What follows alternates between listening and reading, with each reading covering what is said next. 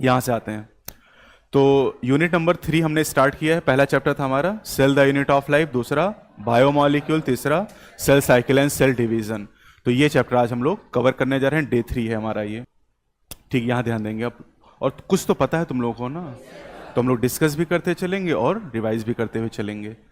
तो इस चैप्टर में हमारे पास एनसीईआरटी ने 5 टॉपिक दिए हुए हैं। Cell cycle, M phase, M मतलब mitosis, significance of mitosis, meiosis and significance of meiosis. तो सबसे पहले हम लोग चलते हैं यहाँ पर इंट्रोडक्शन लेते हैं। किसी भी सेक्सुअल रिप्रोडक्शन करने वाले ऑर्गेनिज्म में सेक्सुअल रिप्रोडक्शन की खास बातें कितनी हैं? 2, gamete formation and gamete fusion. ये 2 घटनाएं जरूर होंगी सेक्सुअल रिप्रोडक्शन में। ए सेक्सुअल रिप्रोडक्शन में गैमीट बन सकते हैं या नहीं? बन भी सकते हैं और नहीं भी बन सकते हैं। कोई ऐसा है सेक्सुअल रिप्रोडक्शन बताओ जहां गैमीट नहीं बनते हैं? अरे बहुत सारे हैं, binary fission, fragmentation, budding.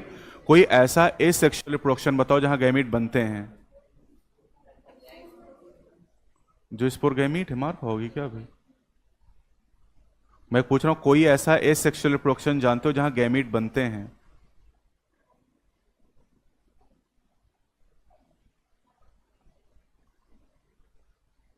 Isogamous में गैमीट बनते हो, फ्यूज नहीं करते, मार खाओगे। एसेक्सुअल है वो। आइसोगैमस सेक्सुअल की एसेक्सुअल है? आइसोगैमी एंड आइसोगैमी उगैमी क्या है? Sexual reproduction.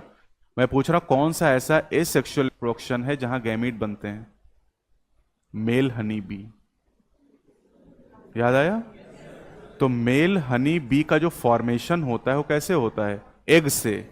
एग क्या है? Female gamete. और फीमेल गैमीट बिना फर्टिलाइजेशन के मेल को बनाता है by the process of parthenogenesis. And parthenogenesis is asexual reproduction, लेकिन गैमीट बन रहे हैं। तो ये एक अकेला केस है। तो एसेक्सुअल रिप्रोडक्शन में गैमीट बन भी सकते हैं और नहीं भी बन सकते हैं। और गैमीट अगर बनेंगे तो फ्यूज नहीं करेंगे। सेक्सुअल रिप्रोडक्शन में हमेशा गैमीट बनेंगे और फ्यूज भी करेंगे।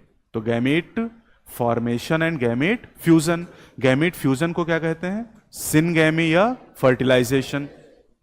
सेक्सुअल और एसेक्सुअल में एक बहुत बड़ा डिफरेंस और भी कि सेक्सुअल रिप्रोडक्शन में वेरिएशन आती हैं। क्या आती हैं? वेरिएशन। हम सब एक दूसरे से अलग हैं क्या? क्योंकि हम कैसे बने हैं? सेक्सुअल रिप्रोडक्शन के द्वारा। और एसेक्सुअल रिप्रोडक्शन में कोई वेरिएशन नहीं आते हैं। क्या बनते हैं? क्लोन। ये भी पिछला जो टेस्ट था कल उसमें पूछा भी था, 20 सवाल मैंने। तो किसी भी सेक्सुअल रिप्रोडक्शन करने वाले ऑर्गेनिज्म के जीवन की शुरुआत एक सेल से होती है, जिसे हम लोग क्या कहते हैं? जाइगोट। और जाइगोट क्या स्पर्म और एग के फ्यूजन से बनता है? यस। तो हमारे जीवन की शुरुआत कितनी सेल से हुई? एक। और बरगद के जीवन की शुरुआत? एक। और वेल के जीवन की शुरुआत एक सेल से हुई। समझे?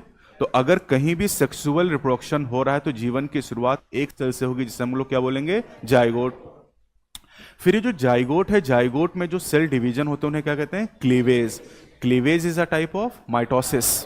ये माइटोसिस ही है। और माइटोसिस में वेरिएशन आते हैं कि नहीं आते हैं? नहीं आते हैं। माइटोसिस में कोई वेरिएशन नहीं आती है, वेरिएशन आती है मियोसिस में। तो क्लीवेज एक टाइप का माइटोटिक डिवीजन है। जाइगोट में एक क्लीवेज हुआ, कितनी सेल बनी? 2। इन 2 सेल को क्या कहेंगे? ब्लास्टोमेयर या डॉटर सेल कह लो, है ना। फिर दूसरी बार डिवीजन होने से 4, 3 बार में 8, 4 बार में 16, 30 बार में अभी 32 बता रहे हैं, 30 बार में 1 बिलियन। 1 बिलियन मतलब 100 करोड़ सेल बन गई। एक सेल अगर 30 बार लगातार डिवाइड हो जाए तो 100 करोड़। और क्या नंबर याद करना है? यस। और फिर इसी से कौन बनता है? ऑर्गेनिज्म। तो हमारी जो पूरी बॉडी बनी है, क्या ये माइटोसिस से ही बनी हुई है? यस। यानी ग्रोथ का कारण क्या है? माइटोसिस। अब यहां पर आपको दिखाया गया कि एक सेल है पेरेंटल सेल। जो सेल डिवाइड करती है उसे बोलते हैं पेरेंट। और डिवाइड करके जो नई सेल बनती है उन्हें कहते हैं डॉटर सेल या प्रोजेनी सेल बोलते हैं। अब इससे सेल डिवीजन भी आप कह सकते हैं, इसे आप ग्रोथ भी कह सकते हैं कि ग्रोथ का मतलब इंक्रीज इन मास और इंक्रीज इन नंबर। यहां कितना नंबर है? 1। यहां कितना है? 2। यूनिसेलुलर ऑर्गेनिज्म में इस घटना को रिप्रोडक्शन भी कह सकते हैं। ये एक अमीबा है और इधर कितने हो गए? 2। तो एक पेरेंट से 2 बच्चे पैदा हो गए, क्या है ये? रिप्रोडक्शन। तो यूनिसेलुलर ऑर्गेनिज्म में ग्रोथ और रिप्रोडक्शन सिनोनिमस होते हैं, पर्यायवाची होते हैं। और इसको आप मल्टीप्लिकेशन भी कह सकते हैं। तो आप कहेंगे एक सेल डिवाइड करके 2 डॉटर बनाती है, एक सेल ग्रोथ करके दो सेल बनाती है, एक सेल रिप्रोड्यूस करके दो सेल बनाती है, एक सेल मल्टीप्लाई करके दो सेल बनाती है। वैसे बायो में डिवीजन और मल्टीप्लिकेशन का मतलब सेम है, डिवीजन और मल्टीप्लिकेशन सेम है। एक सेल डिवाइड करके दो सेल और एक सेल मल्टीप्लाई करके दो सेल बनाती है, जबकि मैथमेटिक्स में इसका मतलब अलग होता है। अब जो सेल साइकिल है, सेल साइकिल के दौरान यहां पर सेल में साइटोप्लाज्मिक ग्रोथ होती है। एक सेल है, सेल में ये साइटोप्लाज्म और ये क्या है बेटा, न्यूक्लियस। तो साइटोप्लाज्म की मात्रा बढ़ती है, देखिए साइटोप्लाज्म बढ़ गया, साइटोप्लाज्म बढ़ गया, फिर डीएनए का रेप्लिकेशन हुआ। डीएनए का रेप्लिकेशन होने से डीएनए का अमाउंट डबल हो जाता है। तो डीएनए का अमाउंट डबल हुआ, डीएनए कहां पर है, न्यूक्लियस के अंदर। और उसके बाद सेल डिवीजन होता है जिससे दो डॉटर सेल बन जाते हैं। तो ये growth, replication and cell division, growth, replication, cell division, इन्हीं घटनाओं के क्रम को क्या कहते हैं, सेल साइकिल। तो सेल साइकिल खत्म हो गई। तो cell cycle is the sequence of event like growth, replication and cell division. अब यहां पर जो सेल डिवीजन होता है, इस सेल डिवीजन को हम लोग बोलते हैं एम फेज। क्या बोलते हैं, एम फेज। और बाकी जो घटना उन्हें क्या बोलते हैं, इंटरफेज। तो यहां पर देखिए लिखा था sequence of growth, DNA replication and cell division is known as cell cycle. All events in cell cycle are in genetic control. Genetic मतलब जीन, जीन मतलब डीएनए, डीएनए कहाँ है, न्यूक्लियस। यानी सारी घटनाएं किसके नियंत्रण में है, न्यूक्लियस के नियंत्रण में है। अब सेल साइकिल में कितनी फेज होती हैं, दो। पहली इंटरफेज और दूसरी एम फेज। इंटरफेज की अगर बात करें, ये वो फेज है जब सेल डिवाइड नहीं कर रही है, सेल डिवाइड नहीं कर रही है। और एम फेज हो जब सेल डिवाइड कर रही है। मतलब सेल या तो डिवाइड कर रही होगी या नहीं कर रही होगी। अब जो इंटरफेज, इसको रेस्टिंग फेज कहते हैं, लेकिन सेल रेस्ट नहीं कर रही है। यानी आप एग्जाम या तो दे रहे हो या एग्जाम की तैयारी कर रहे हो। तो वही चीज यहां सेल या तो डिवाइड कर रही है, डिवाइड करने की तैयारी कर रही। तो तैयारी का समय क्या है, इंटरफेज। अब एग्जाम देने में ज्यादा टाइम लगता है कि तैयारी करने में, तैयारी करने मतलब इंटरफेज में समय ज्यादा लगेगा। अभी क्या आप रेस्ट कर रहे हो, नहीं, आप मेहनत कर रहे हो ना। तो भले ही इंटरफेज का नाम रेस्टिंग फेज है, लेकिन इस समय सेल क्या कर रही है, तैयारी, प्रिपरेशन कर रही है। किसके लिए, डिवीजन के लिए। तो आपके एग्जाम के लिए तैयारी कर रहे हैं, बिल्कुल। तो वही काम यहां चल रहा है। मतलब इंटरफेज आपकी तैयारी का समय है और एम फेज आपका 4 मई जिस दिन एग्जाम होगा 3 घंटे, वो समय है एम फेज। एम का मतलब क्या है, mitosis. This is phase of actual cell division. ये एक्चुअली वो टाइम है जिस दिन आप पेपर देने वाले हैं। तो एक्चुअल सेल डिवीजन है। और इंटरफेज की बात करें, this is interval between two successive M phases. दो लगातार एम फेजेस के बीच के समय को क्या बोलेंगे, एम फेज। और दो लगातार एम के बीच में इंटरफेज। अरे यार भाई, साइकिल ऐसे चलेगी। साइकिल मतलब समझ रहे हो ना, कि एक के बाद दूसरा रिपीट हो। तो इंटरफेज आया, फिर एम फेज, फिर इंटरफेज, फिर एम फेज। तो दो एम के बीच में क्या है, इंटर। और दो इंटरफेज के बीच M phase. During interphase cell is preparing for cell division. भले ही इंटरफेज को रेस्टिंग फेज कह रहे हैं, लेकिन सेल रेस्ट नहीं कर रही है, सेल तैयारी कर रही है। किसके लिए, डिवीजन के लिए। डिवीजन के समय को क्या कहते हैं, एम फेज।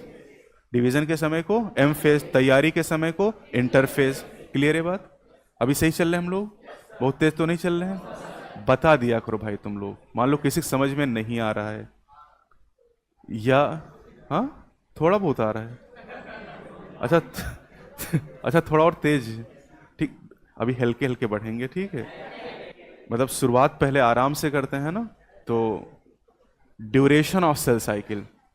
अब सेल साइकिल का duration cell to cell vary करता है या ऑर्गेनिज्म टू ऑर्गेनिज्म, दोनों तरीके से। अलग अलग ऑर्गेनिज्म में सेल साइकिल की ड्यूरेशन अलग अलग। और हमारी बॉडी में अलग अलग तरह की सेल हैं क्या, जैसे liver cell, heart cell, nerve cell, skin cell, इनमें भी ड्यूरेशन अलग अलग है। तो अब human cell in culture duration कितनी है, 24 आवर्स, 24 घंटे में एक बार डिवाइड करेगी। ईस्ट में 90 मिनट मतलब 1.5 घंटे में, और इकोलाई में 20 मिनट। ये 3 डेटा आपको दिए गए हैं। तो ये अलग अलग सेल हैं कि अलग अलग ऑर्गेनिज्म है, दोनों सेल भी अलग हैं और ऑर्गेनिज्म भी अलग हैं। और एक ही इंडिविजुअल में आपको दिया नहीं गया, लेकिन आपको ध्यान रखना है the duration of cell cycle is variable from cell to cell and organism to organism. ये वही पॉइंट यहां पर लिखा हुआ है। अब आते हैं सेल साइकिल। अगर ह्यूमन के लिए बात करें तो कितने घंटे की है? 24 घंटे की। और हम जानते हैं सेल साइकिल में कितनी फेज हैं? 2, इंटरफेज, एम फेज। अच्छा, अब एक चीज और बता दो, जैसे हमने वो सेल में न्यूक्लियस पढ़ते हैं हम लोग, तो न्यूक्लियस के अंदर क्रोमैटिन मिलेगा या क्रोमोसोम? क्रोमैटिन या क्रोमोसोम? क्रोमैटिन या क्रोमोसोम, यही सवाल है और यही जवाब है। क्रोमैटिन मिलेगा या क्रोमोसोम? तो क्रोमैटिन कब मिलेगा? इंटरफेज में। और क्रोमोसोम कब मिलेंगे? एम फेज में। यानी सेल जब तक तैयारी करेगी तब तक न्यूक्लियस में क्रोमैटिन, और सेल जब डिवाइड करेगी तो क्रोमोसोम मिलेंगे वहां पर। तो इंटरफेज, तैयारी में ज्यादा समय लग रहा है कि एग्जाम देने में? तैयारी में आप 364 दिन लगा देते हैं और एग्जाम देने में 1 दिन, वो भी 3 घंटे खाली। तो 95% समय यानी 23 घंटे 24 में कहां लग रहे हैं? इंटरफेज में। डेटा एनसीईआरटी का ही है। और 5% समय एम फेज, यानी कितना? 1 घंटा। तो एक याद करोगे कि दोनों याद करोगे? एक याद कर लो, से इंटरफेज याद कर लो कि इंटरफेज में 95% समय लग जाता है, बोलो, या फिर 23 घंटे समय लग जाता है, बाकी 1 घंटे कहां लगता है? एम फेज में। अब इंटरफेज की अगर हम बात करें तो इंटरफेज को फर्दर 3 फेजेस में डिवाइड किया गया। कौन सा? G1 S G2। और एम फेज में 2 फेज बनाई गई, कैरियोकाइनेसिस एंड साइटोकाइनेसिस। एम का मतलब क्या है? माइटोसिस। माइटोसिस में क्या होता है? Cell division. सेल डिवीजन में क्या होता है? न्यूक्लियर का डिवीजन या साइटोप्लाज्म का? दोनों का डिवीजन होता है। पहले क्या डिवाइड करता है? पहले न्यूक्लियस डिवाइड करता है। पहले न्यूक्लियस डिवाइड करता है, तो उसे क्या कहते हैं? Karyokinesis, nuclear division. और बाद में क्या डिवाइड करता है? साइटोकाइनेसिस, जिसे कहते हैं साइटोप्लाज्मिक डिवीजन। अच्छा, मान लो कैरियोकाइनेसिस हो जाए और साइटोकाइनेसिस ना हो तो सिंसाइसियम आ जाएगा। क्या आ जाएगा? सिंसाइसियम। मल्टी न्यूक्लिएटेड कंडीशन अपीयर हो जाएगी, सिंसाइसियम आ जाएगा। अब सीक्वेंस अगर आप देखें तो G1 S G2 M। वैसे ये इतना क्या लिखा है? क्या इंटरफेज लिखा है? तो इंटरफेज देन एम फेज, तो इसलिए सीक्वेंस ऐसे ही पूछा जाता है, G1 S G2 M। फिर इसको और इलेबोरेट किया गया, एम को भी ओपन कर दिया गया, तो एम में 2 चीजें आ गई, कैरियो एंड साइटो। तो ये भी नीट 24 में सवाल आया था, G1 S G2 karyokinesis cytokinesis. ये डायग्राम भी 2 बार आ चुका है एग्जाम में आपके। तो इस डायग्राम में आप देख सकते हैं कि कम समय कहां दिखाया गया है? एम फेज में। ज्यादा समय कहां है? इंटरफेज में। और ये घड़ी की तरह आप समझ लो कि 24 घंटे की एक घड़ी है यहां पर, क्योंकि हमारी सेल 24 घंटे में एक बार डिवाइड करती है। तो अब यहां पर देखो, G1 then S then G2 और उसके बाद M, और क्लॉक वाइज ही चलना है। बोलो बेटा, बताओ, G1 और G2 के बीच में M है कि S है? हाँ, S है, M नहीं है, S है। क्लॉक वाइज चलना है, उल्टा नहीं घूम जाना है। ऐसे नहीं घूम लेना कि G1 और G2 के बीच M कर दो ना, गलत बात। हाँ, अगर ऐसे पूछें कि बताओ G2 और G1 के बीच कौन है, तब M करोगे। नहीं समझ पाए? और ये सवाल अभी पूछा भी था मैंने टेस्ट में, है ना, कि the interval between G1 and G2 S, interval between G2 and G1 M। तो ये ध्यान रखोगे, साइकिल तभी समझ में आएगा। अच्छा, अब देखो, जो एम फेज है उसमें फर्दर कितनी फेजेस हैं? 2। कौन सी? Cairo, cyto. क्या हम पहले साइटो लिख सकते हैं? नहीं। क्लॉकवाइज चलेंगे तो हमेशा पहले जो आएगा उसको पहले लिखेंगे। तो पहले कैरियो देन साइटो। फिर कैरियोकाइनेसिस की 4 फर्दर फेजेस हैं, प्रोफेज, मेटाफेज, एनाफेज, टीलोफेज। समझ आओगे ना? तो यहां पर वो लिखा हुआ है कि एम फेज जो है इसमें further 2 phases, karyo and cyto. Karyo में प्रो, मेटा, एना, टीलो। अब इंटरफेस की जो 3 फेजेस उनको एक एक करके हम लोग जान लेते हैं। पहली है G1 is the gap 1 phase, और ये फेज एस के पहले है कि बाद में? एस के पहले। माइटोसिस के पहले कि बाद में? तो इसको पोस्ट माइटोटिक कहें कि pre mitotic? Post mitotic. G1 is also called post mitotic gap phase. समझ होगे ना? लिखा है क्या यहां पर? नहीं, तो लिख दूं क्या यहां पर? This is called post mitotic gap phase. Post mitotic. Gap phase. और अगर आपने कहीं दिमाग लगा लिया, ऐसी सोच लिया, तो आपको ऐसा लगेगा नहीं। मतलब सोचो कि जीवन है और जीवन पहले आ रही, तो पहले जो आता है उसके लिए प्री निकलता है नाम, लेकिन है क्या ये? Post mitotic. तो ये ध्यान रखना है आपको, पोस्ट माइटोटिक। और देखिए यहां लिखा है lies between M and S phase. S और एम के बीच कौन है? एस और एम के बीच में G2 आ जाएगा, यहां देख लो। अगर मैं कहूं कि एस और एम के बीच कौन है? G2। एम और एस के बीच कौन है? G1। क्योंकि जब मैं एम और एस पूछूंगा तो आप क्लॉकवाइज चलोगे, और जब एस और एम के बीच पूछूंगा तो तब भी क्लॉकवाइज ही चलोगे। समझ गए ना? तो अब आगे चलते हैं हम लोग यहां पर। हाँ, आरएनए और प्रोटीन की सिंथेसिस यहां पर होगी, और ये लाइन एनसीईआरटी ने समरी में जाके लिखी कि most of the organelle duplication, ज्यादातर ऑर्गेनेल का डुप्लीकेशन कहां होता है? जीवन फेज में। ये इंपॉर्टेंट बात है, नीट में पूछा जा चुका मैचिंग टाइप में। ठीक है। अब आते हैं इस फेज। यहां से तो बहुत सवाल आता है। सबसे कॉमन क्वेश्चन है डीएनए रेप्लिकेशन। तो एस का मतलब क्या है बेटा? सिंथेसिस। किसकी सिंथेसिस? डीएनए की सिंथेसिस। डीएनए का रेप्लिकेशन होता है, और डीएनए के रेप्लिकेशन का मतलब है डीएनए का अमाउंट डबल हो जाता है। जितना भी डीएनए सेल के पास है उसका डबल हो जाएगा। तो डीएनए रेप्लिकेशन कहां चल रहा है? न्यूक्लियस में। और सेंट्रियोल का डुप्लीकेशन साइटोप्लाज्म में। अच्छा, जो सेंट्रियोल होता है वो किस सेल में? प्लांट में या एनिमल में? एनिमल सेल में जनरली पाया था, प्लांट सेल में जनरली नहीं पाया जाता है। और एनिमल सेल में कितने सेंट्रियोल होते हैं? हाँ, 2। और उन 2 सेंट्रियोल को मिला कहते हैं सेंट्रोसोम। तो एक सेल में कितने सेंट्रोसोम? एक। कितने सेंट्रियोल? 2। और कह रहे हैं डुप्लीकेट हो जाना, डबल। तो कितने सेंट्रोसोम पहले? एक। बाद में हो गए 2। कितने सेंट्रियोल? 2 थे, फिर कितने हो गए? 4। समझ गए ना? तो सेंट्रोसोम एक ऑर्गेनेल है जिसके अंदर 2 सिलेंड्रिकल स्ट्रक्चर होते हैं जिन्हें सेंट्रियोल कहते हैं। और सेंट्रियोल कहां होता है बेटा? साइटोप्लाज्म में। मेम्ब्रेन बाउंड या मेम्ब्रेनलेस? मेम्ब्रेनलेस होता, नॉन मेम्ब्रेन बाउंड स्ट्रक्चर होता है। और इसका डुप्लीकेशन कहां होता है? साइटोप्लाज्म में। 2 घटनाएं एक ही समय में लेकिन अलग अलग जगह पर हो रही हैं। समझे कि नहीं? डीएनए रेप्लिकेशन और सेंट्रियोल डुप्लीकेशन एक ही समय में हो रहे हैं। समय क्या है? S phase. लेकिन अलग अलग जगह पर। जगह क्या है? न्यूक्लियस में डीएनए का रेप्लिकेशन और साइटोप्लाज्म में सेंट्रियोल डुप्लीकेशन। इतना ध्यान क्यों दे रहे हैं? क्योंकि बहुत इंपॉर्टेंट है ये।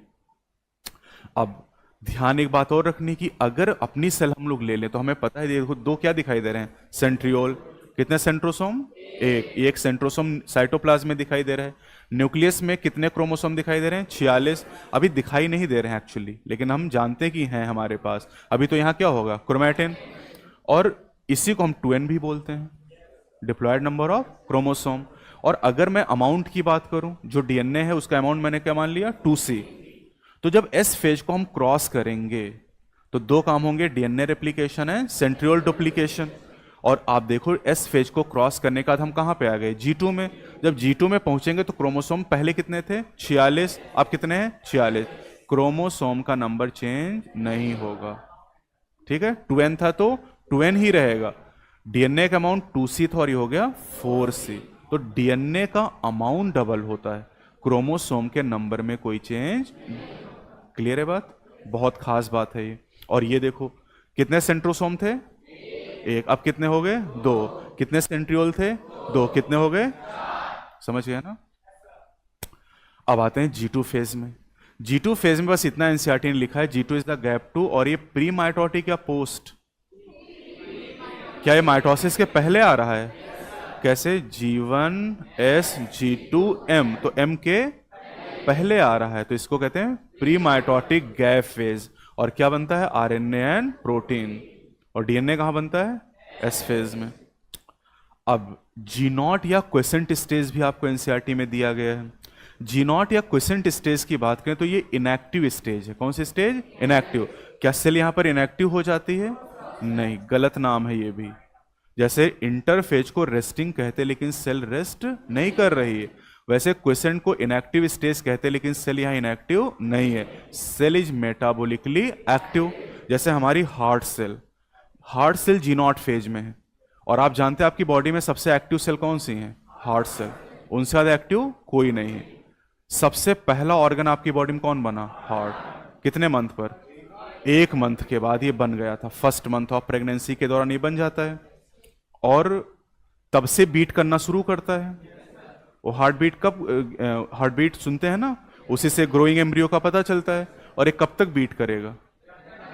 जब तक है जान, जब तक जान है तब तक ही बीट करेगा। जिस दिन बीट करना बंद कर देगा उसी दिन स्वाहा, खत्म हो गया काम।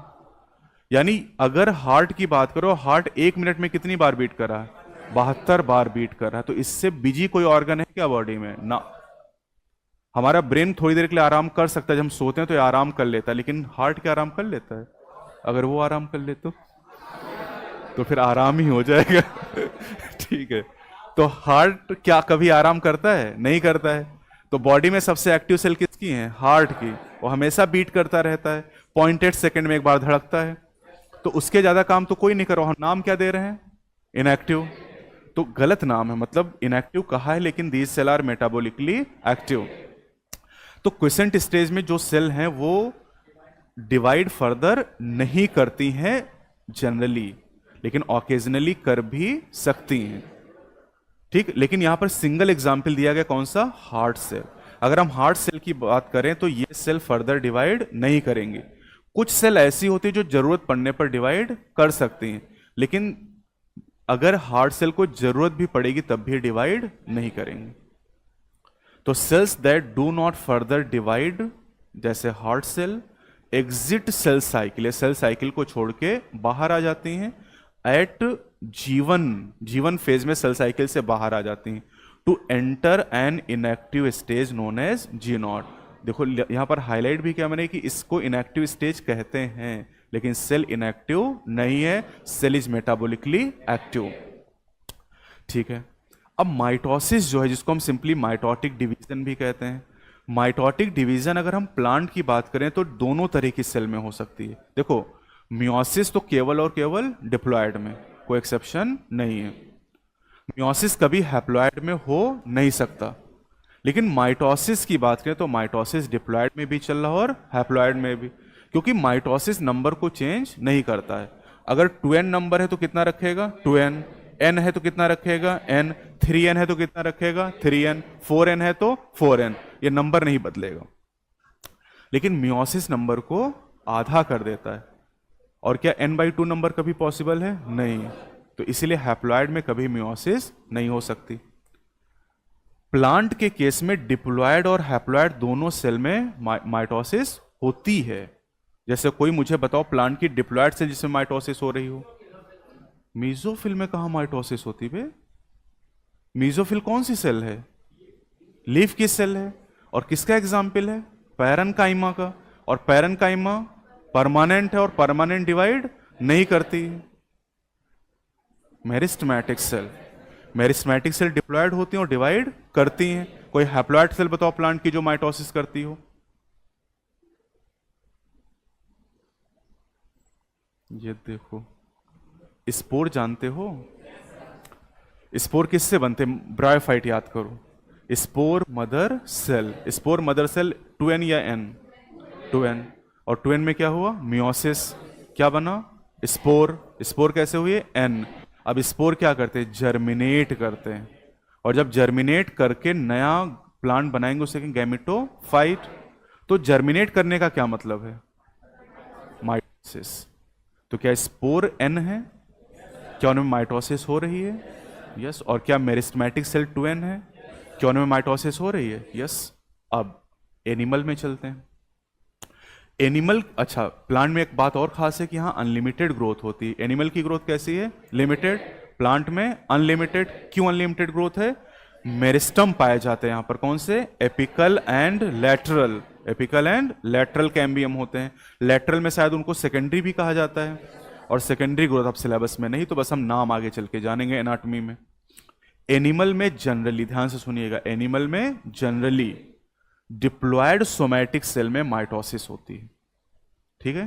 जैसे हम अपनी बॉडी की बात करें तो हमारी बॉडी में मियोसिस n में कि 2n में? मियोसिस पूछ रहे, मार खाओगे। अभी एक नियम बताया कि मियोसिस हमेशा 2n में होगा। प्लांट में कि एनिमल में?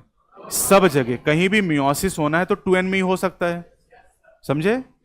अब मैं क्या पूछ रहा हूं कि हमारी बॉडी में जो माइटोसिस है वो एन में या टू एन में? टू एन में। समझे? नहीं, जनरली नहीं, अभी तो एनिमल की बात, जानवरों की बात कर रहे थे, अब इंसान की बात हो रही है। तो हमारी बॉडी में माइटोसिस टू एन में, लेकिन कुछ सोशल इंसेक्ट हैं, सोशल इंसेक्ट जैसे honey bee, male honey bee, इसको क्या कहते हैं? ड्रोन। अच्छा, जो ड्रोन होता है वो खुद ही हैप्लॉयड होता है, और उस हैप्लॉयड में क्या हो रही है? माइटोसिस, और माइटोसिस होने से गैमीट बनते हैं। Honey bee, male honey bee mitosis से गैमीट बनाता है, क्योंकि ये खुद कैसा है? हैप्लॉयड। तो यहां पर हैप्लॉयड सेल में भी माइटोसिस हो रही है। हमारी बॉडी की, चाहे हमारी बॉडी में माइटोसिस हो या मियोसिस, किस सेल में? डिप्लॉयड में। बात समझे कि नहीं समझे? हैप्लॉयड सेल में कोई माइटोसिस या मियोसिस हमारी बॉडी में नहीं होता है। हमारी बॉडी में हैप्लॉयड सेल है कौन सी? गैमीट। और कोई सेल है क्या? नहीं। तो गैमीट, अब सोचो स्पर्म या एग के बारे में, तो स्पर्म या एग में कौन सा डिवीजन होता है? अबे गैमीट में कौन सा डिवीजन होता है? अबे गैमीट खुद मियोसिस से बना है। अब स्पर्म बन गया तो उसको फिर डिवाइड करोगे क्या? अंडा बन गया, अब अंडे का क्या करोगे भाई? खाओगे? अभी तुमको बताएंगे हम। मुर्गी के अंडे की बात नहीं कर रहे हैं वे, इंसानों की बात कर रहे हैं। कुछ मेरी बात समझ पाए क्या? फिर से बताएं क्या ये बात? चलो अब तो तुम लोग बता दो। माइटोसिस, मियोसिस बताओ पहले। मियोसिस हैप्लॉयड में या डिप्लॉयड में?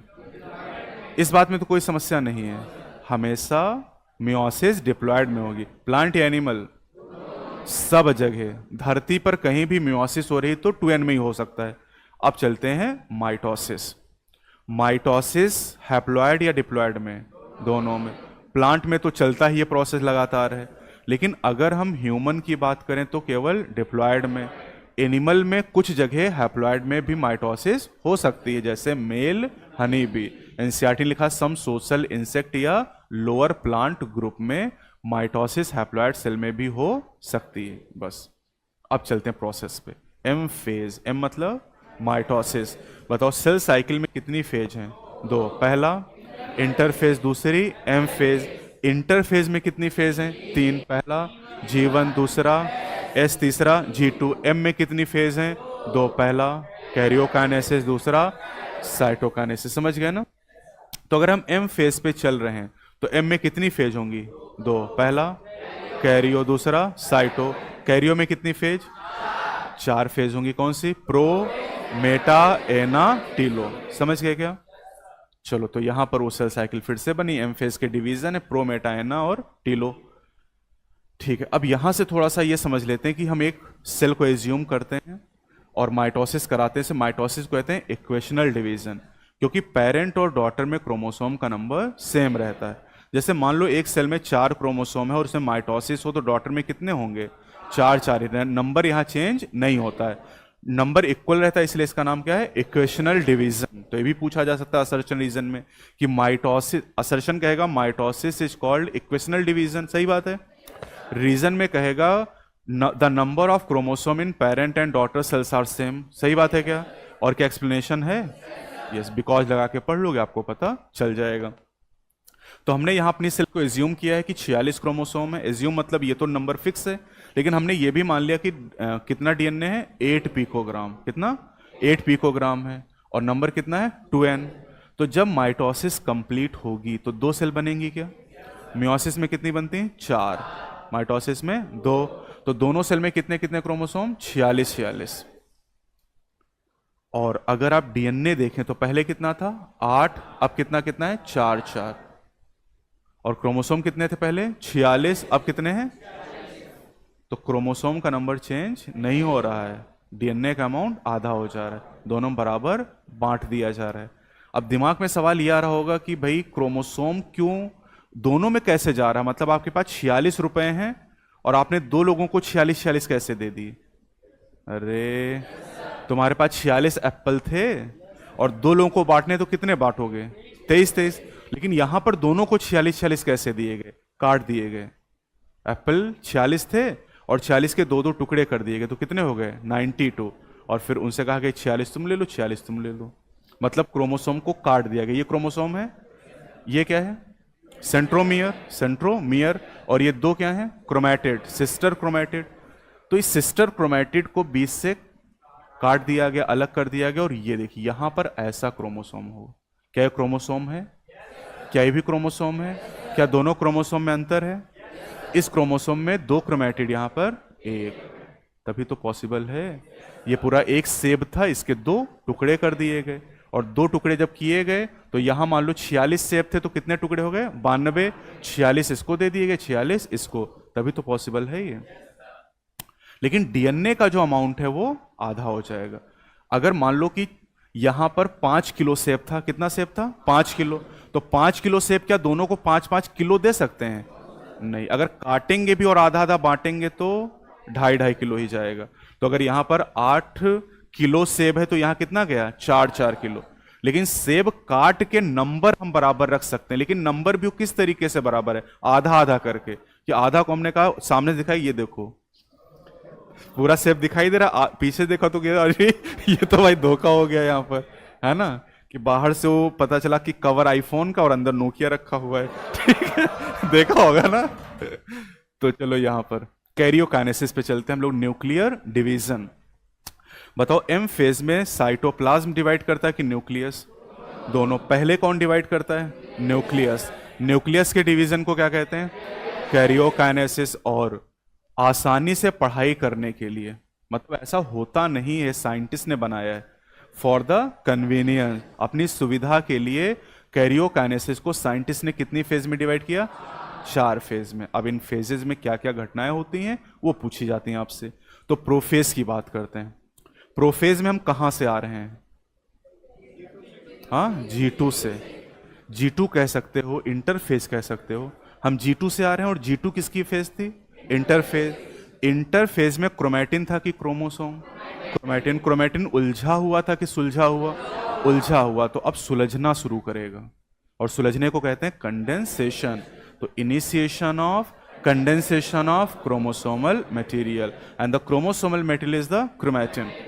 तो क्रोमैटिन यहां पर सुलझना शुरू करेगा। ये से नहीं चला रखे हो क्या? चलाओ बेटा। ठीक, अब यहां पर देख लो, ये डायग्राम बड़ा सा आपको बना के दिखाया गया है। ये क्या दिखाई दे रहा है? सेंट्रोमियर। सेंट्रोमियर का दूसरा नाम क्या है? काइनेटोकोर। नाम, अरे नालायकों, सामने लिखा है। तुम लोग यूपी बोर्ड वाले हो क्या? नकल कराई जा रही तब भी नहीं कर पा रहे हैं। तो सेंट्रोमियर का दूसरा नाम क्या है? Primary constriction. प्राइमरी कॉन्स्ट्रिक्शन में अगर आप देखें तो इस पे दो स्ट्रक्चर दिखाई दे रहे हैं, कौन से? काइनेटोकोर। क्या कहते हैं, कैसे होते हैं? Disc like. अच्छा, अब यहां पर आप देखो तो यहां से यहां तक का जो हिस्सा है ये क्या है? क्रोमैटिड। क्या है ये? क्रोमैटिड। और यहां से यहां तक क्या है? क्रोमैटिड। तो इन दोनों को आपस में क्या कहते हैं? Sister chromatid. और एक क्रोमैटिड में सेंट्रोमियर के दोनों तरफ जो पार्ट होते हैं इनको कहते हैं आर्म। याद आया? सेंट्रोमियर की पोजीशन के आधार पे क्रोमोसोम कितनी तरह के? 4। कौन कौन से? Meta, submeta, acro and telocentric. उस सेल में हम लोग पढ़ते हैं इसके बारे में, ठीक है। अब यहां चलो, अब हम लोग आसानी से समझने के लिए हमने ये मान लिया कि 2n नंबर कितना है? 4। वैसे 46 मान लेते तो बहुत ज्यादा क्रोमोसोम बनाने पड़ते मुझे, तो मैंने आसान करने के लिए इसमें 4 क्रोमोसोम मान लिए हैं। और क्या ये न्यूक्लियर मेम्ब्रेन दिखाई दे रही है आपको? और क्या साइटोप्लाज्म है? और इस साइटोप्लाज्म में ये दो क्या दिखाई दे रहे हैं बेटा? सेंट्रियोल। सेंट्रियोल, 2 सेंट्रियोल हैं। अब इस सेल में कितने सेंट्रियोल दिखाई दे रहे हैं? 2 दिखाई दे रहे हैं? 4 दिखाई दे रहे हैं भाई। सेंट्रोसोम कितने हैं? 2। तो 4 सेंट्रियोल कैसे हो गए बेटा?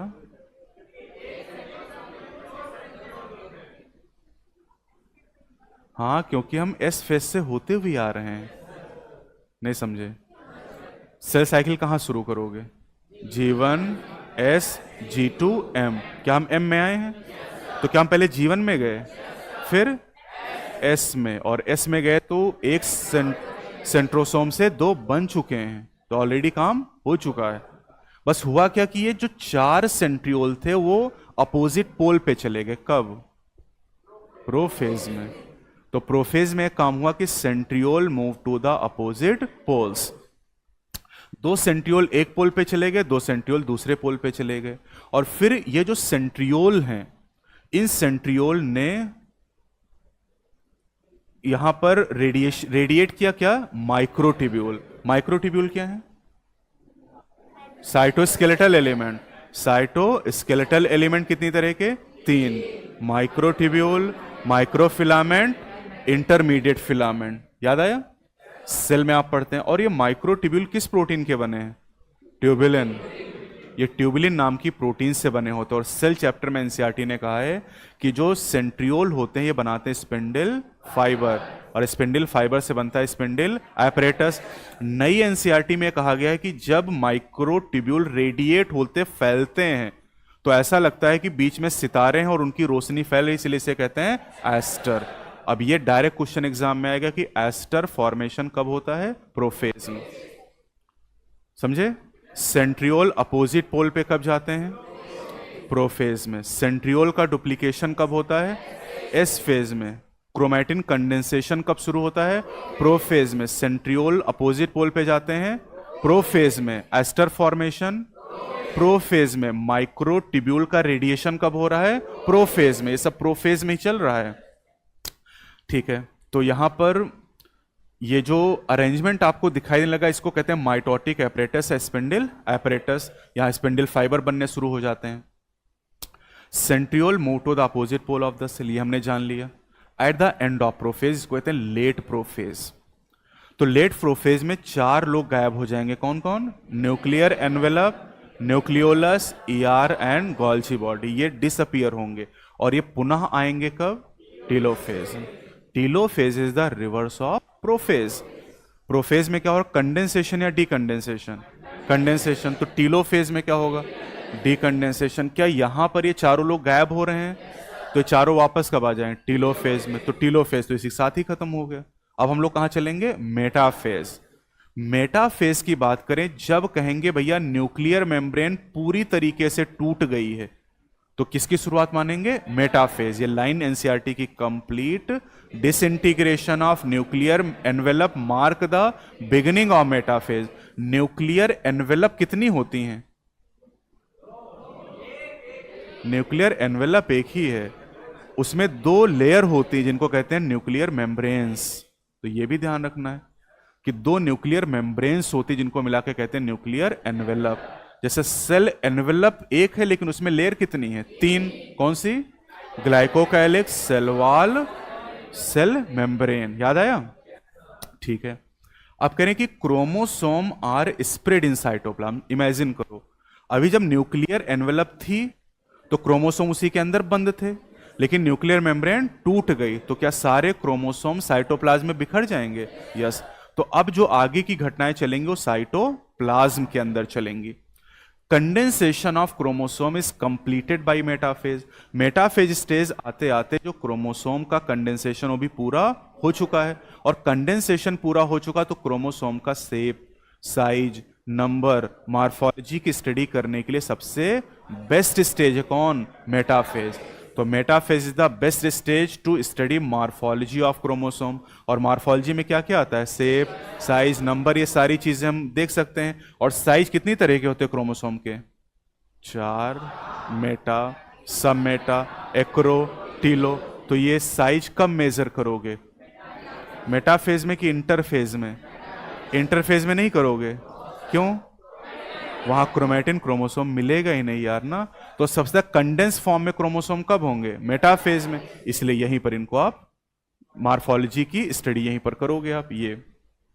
अब जितने भी क्रोमोसोम पहले तो बिखरे हुए थे, अब सारे क्रोमोसोम सेल के बीचों बीच आके इकट्ठे हो जाएंगे इक्वेटर पर। इसे क्या बोलेंगे, इक्वेटर। और इक्वेटर पर जो अरेंजमेंट हुआ इसे कहते हैं इक्वेटोरियल प्लेट या मेटाफेज प्लेट। तो all the chromosome align at the equator, और अपोजिट पोल से स्पिंडल फाइबर आके काइनेटोकोर से जुड़ गए। एक क्रोमोसोम के पास कितने काइनेटोकोर हैं, दो। तो एक काइनेटोकोर एक पोल से जुड़ा है कि दोनों से, एक काइनेटोकोर एक पोल से जुड़ा है, सुनते नहीं हो। एक क्रोमोसोम एक पोल जुड़ा कि दोनों से, हर क्रोमोसोम दोनों पोल से जुड़ा, लेकिन एक काइनेटोकोर एक पोल से जुड़ा हुआ है, ठीक। तो ये जो स्पिंडल फाइबर, इनको आप रस्सी मान लो। और अब यहां पर करें, ये वही पॉइंट लिखा है, alignment of chromosomes at equator, kinetochore attached to spindle fibre. अब आते हैं एनाफेज में।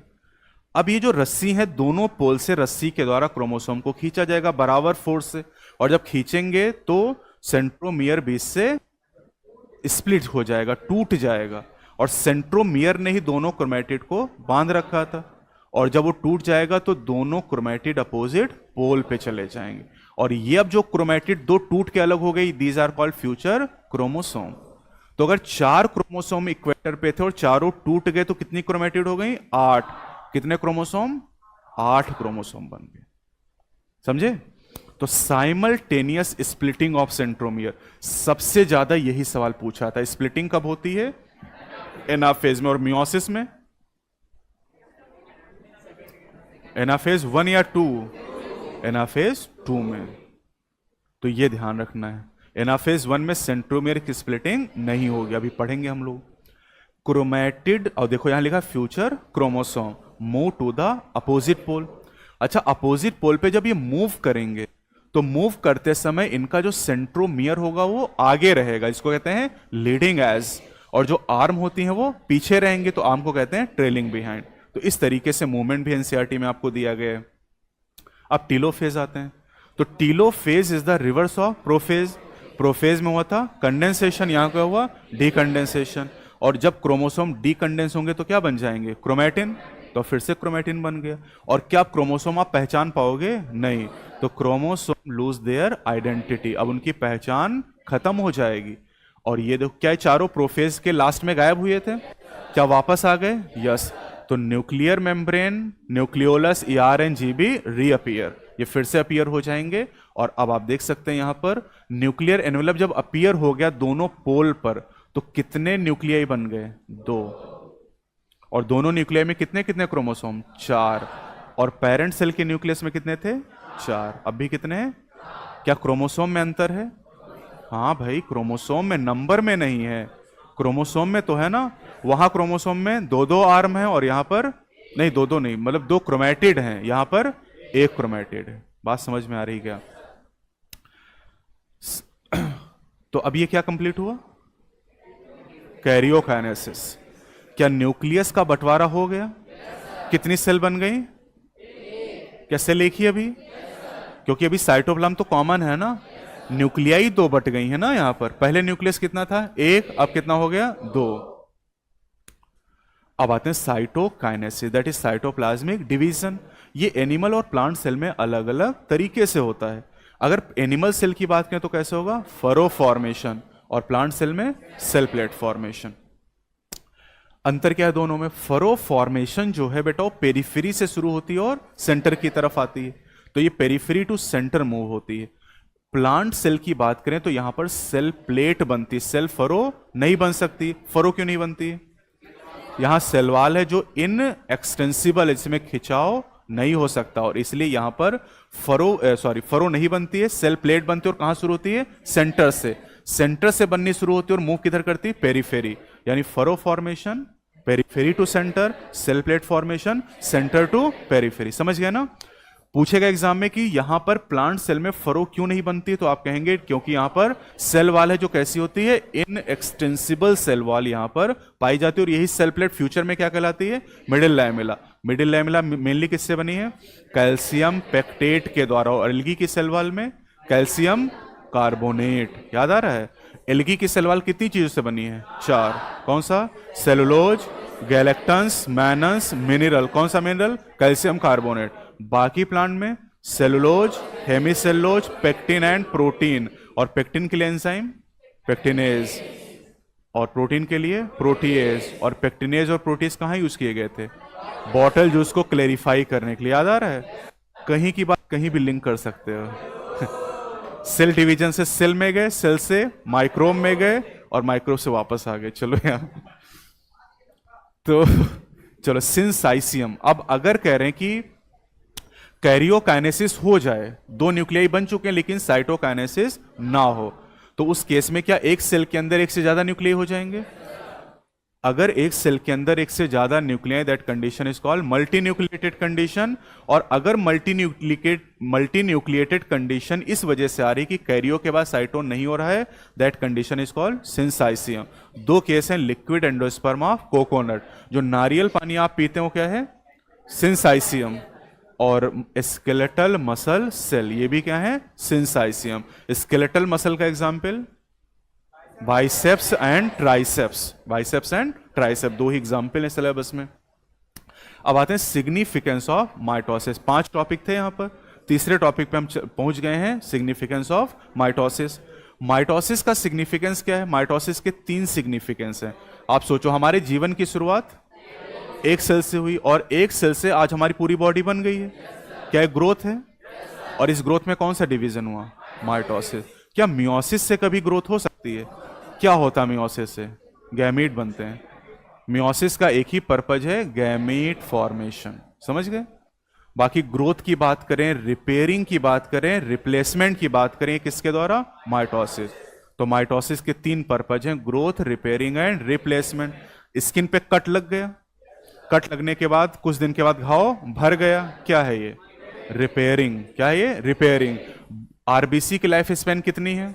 120 दिन। 120 दिन के बाद आरबीसी मर गई और बोन मैरो ने नई आरबीसी बना दी, क्या है ये? रिप्लेसमेंट। तो कैसे चल रहा है सब? माइटोसिस। तो माइटोसिस क्या कराता है? Growth, repairing, replacement.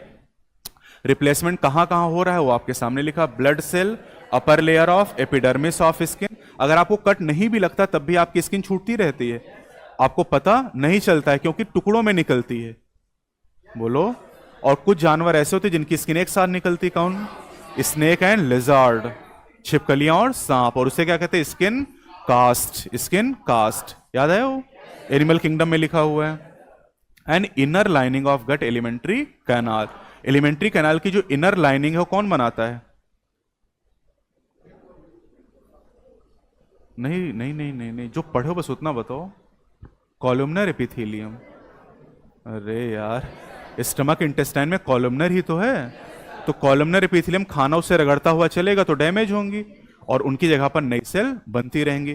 कॉलमनर की खास बात है कि उनका न्यूक्लियाई बेस पर होता है। अभी एनिमल टिश्यू पढ़ेंगे तो उसको भी डिस्कस कर लेंगे। ठीक है, अब सेल डिवाइड करती ही क्यों है? तो उसका पर्पज है न्यूक्लियो साइटोप्लाज्मिक रेशियो को मेंटेन करना। देखो एन अपॉन सी रेशियो, ठीक है। तो एन मान लो 2 पिकोग्राम डीएनए इसके अंदर और 4 पिकोग्राम साइटोप्लाज्म है, तो एन अपॉन सी रेशियो कितना आया? 0.5। अब सेल अगर ग्रोथ कर रही, ग्रोथ का मतलब होता है साइटोप्लाज्मिक इंक्रीज। अब यहां पर साइटोप्लाज्म बढ़ गया, पहले 4 था, कितना हो गया? 8। लेकिन न्यूक्लियस में डीएनए का अमाउंट चेंज नहीं हो रहा है, तो अब एन बाई सी रेशियो कितना आया? 0.25। पहले कितना था? 0.5। तो क्या एन अपॉन सी रेशियो कम हो गया? अब इस रेशियो को मेंटेन रखने के लिए सेल में डिवीजन होता है। तो एक ये भी चीज आप ध्यान रख सकते हैं कि सेल इसलिए डिवाइड करती है ताकि न्यूक्लियो साइटोप्लाज्मिक रेशियो कांस्टेंट बना रहे। अब आते हैं second last topic, that is meiosis. अब माइटोसिस अगर आपने समझ लिया तो मियोसिस में तो एक फॉर्मूले से भी काम चल जाएगा, बिना सनम के किस्मत टेढ़ी और लता जरा पानी दे दो, बस इतना याद कर लोगे तब भी काम चल जाएगा। लेकिन पहले एक बार चीजों को समझ लेते हैं, फिर कठिन माइटोसिस लगता है मियोसिस? अबे कोई भी नहीं पढ़ा, कौन रहा है? तो कठिन तो वैसे भी कुछ नहीं है, लेकिन अगर कॉम्परेटिवली देखें तो मियोसिस थोड़ा सा ज्यादा टिपिकल होता है ना? हाँ, क्या आसान होता है? ये ज्यादा आसान है। माइटोसिस जितना कठिन था माइटोसिस था, वो आपने जान लिया है, ठीक है। मियोसिस में कुछ है ही नहीं, देखो अभी सब खुद ही बता दोगे। पहली चीज, माइटोसिस में हमने ये सीखा कि हैप्लॉयड में, डिप्लॉयड में, प्लांट में ऐसा, एनिमल में वैसा, इसमें कुछ करना ही नहीं भैया, केवल और केवल डिप्लॉयड सेल, काम खत्म। केवल एक पर्पज, गैमीट बनाना। गैमीट बनाना जानते हो ना? नहीं जानते तो 5 मिनट में सीख सकते हो। तो गैमीट बनाने के लिए कौन सा डिवीजन होता है? मियोसिस। केवल एक को छोड़ के, कौन? Male honey bee. Male honey bee gamete कैसे बनाता है? माइटोसिस से, क्योंकि बेचारा वो हैप्लॉयड है। तो हैप्लॉयड है इसलिए वहां पर मियोसिस नहीं हो सकती, क्योंकि मियोसिस केवल डिप्लॉयड में होती, पर्पज केवल गैमीट बनाना है। तो बस गैमीटोजेनेसिस के समय होगा ये काम। ये देखो लिखा है कि meiosis is called reduction division. Reduction मतलब कम की ज्यादा, कम हो जाना। तो क्या यहां नंबर कम हो जाता है? कितना कम हो जाता है? हाफ हो जाता है। माइटोसिस को इक्वेशनल कहते हैं क्या? क्योंकि वहां नंबर सेम रहता है। इसे रिडक्शन कहते हैं क्योंकि यहां नंबर आधा हो जाता है। माइटोसिस में एक पेरेंट से कितनी सेल बनती हैं? 2। मियोसिस में 4 सेल का फॉर्मेशन हो जाएगा। और यहां पर अगर 46 क्रोमोसोम है तो चारों डॉटर में 23 होंगे, समझे? और 23 जोड़ लो चारों में तो कितना हो गया 92, और यहां कितना था? तो ये भी समझ में आएगा कि ऐसा कैसे पॉसिबल हो सकता है। अच्छा, वहां पर 46 से तो दोनों डॉटर में कितने थे? टोटल मैं पूछ रहा हूं 92, यहां भी 46 है, तो समझे कि नहीं? और थोड़ा सा दिमाग तुम लोग भी लगाना। तो मियोसिस को रिडक्शन डिवीजन कहते हैं क्योंकि नंबर हाफ कर देता है, कम कर देता है, और पर्पज केवल है गैमेटोजेनेसिस। और गैमेटोजेनेसिस तो बड़ा टॉपिक है ह्यूमन रिप्रोडक्शन में, और पूरा पढ़ते हैं कि कैसे मेल गैमीट बनते हैं और कैसे फीमेल गैमीट बनते हैं। ह्यूमन में मेल गैमीट का फॉर्मेशन कब शुरू होता है? प्यूबर्टी पर। और फीमेल गैमीट एम्ब्रियोनिक स्टेज में ही बनने शुरू हो जाते हैं ना। चलो आगे चलते हैं। ये माइटोसिस दिखाया गया भैया, इक्वेशनल है और ये रिडक्शन है। मियोसिस में एक पेरेंट से 4 डॉटर बनती हैं, माइटोसिस में एक पेरेंट से 2 डॉटर बनती हैं। अब यहां पर आप ये भी देख रहे हैं कि ये मेल दिखाया गया है ह्यूमन, ठीक है, और ये फीमेल। दोनों में मियोसिस होने से गैमीट बनते, इधर स्पर्म और इधर एग। कितने स्पर्म बनेंगे? 4। ह्यूमन में कितने स्पर्म? 4। एक कितने? 1। लेकिन सेल तो 4 बनेंगी, बाकी 3 कौन? अभी डिजेनरेट बताएंगे तुम।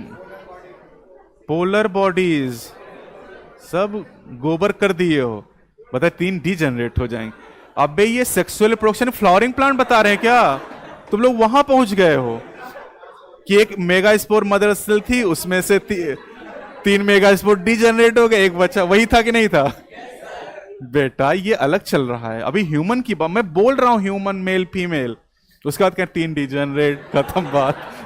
अबे एक एग और 2 या 3 पोलर बॉडी, क्योंकि वो कंफर्म नहीं कि कितनी बनती हैं, तो 2 या 3 बनती हैं। लेकिन अगर मियोसिस तो हम ये मान सकते हैं कि 3 बनती होंगी। अब वो सब अलग से हम पढ़ेंगे चैप्टर। तो अब उसके बाद देखो फर्टिलाइजेशन हो रहा है, और फर्टिलाइजेशन के बाद क्या बन रहा है? जाइगोट। तो अब देखो गैमीट बन रहे हैं क्या?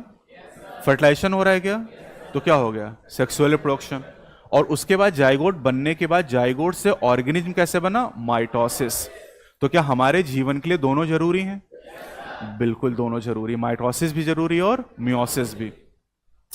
ठीक है, अब यहां पर देखेंगे आप तो meiosis is double division. Meiosis is double division. Meiosis में 2 बार डिवीजन होता है सेल का।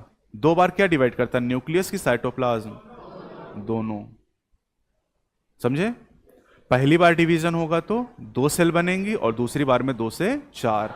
सिंपली हम ये कह देते हैं भैया मियोसिस में 1 से 4 सेल बनती है, लेकिन एक ही बार में नहीं बनती हैं, 2 बार में बनती हैं। तो meiosis is the reduction division and double division. तो यहां पर 2 बार सेल का डिवीजन होता है, न्यूक्लियस का या साइटोप्लाज्म का, दोनों का। डीएनए रेप्लिकेशन कितनी बार? 1 बार होता है। कब? एस फेज में। मियोसिस 1 की मियोसिस 2 में? अबे मियोसिस 1 के पहले, मियोसिस 1 या 2 में नहीं करना है, मियोसिस 1 के पहले। मियोसिस 1 और मियोसिस 2 के बीच के समय को क्या बोलते हैं? इंटरकाइनेसिस। और माइटोसिस और माइटोसिस के बीच में? इंटरफेज।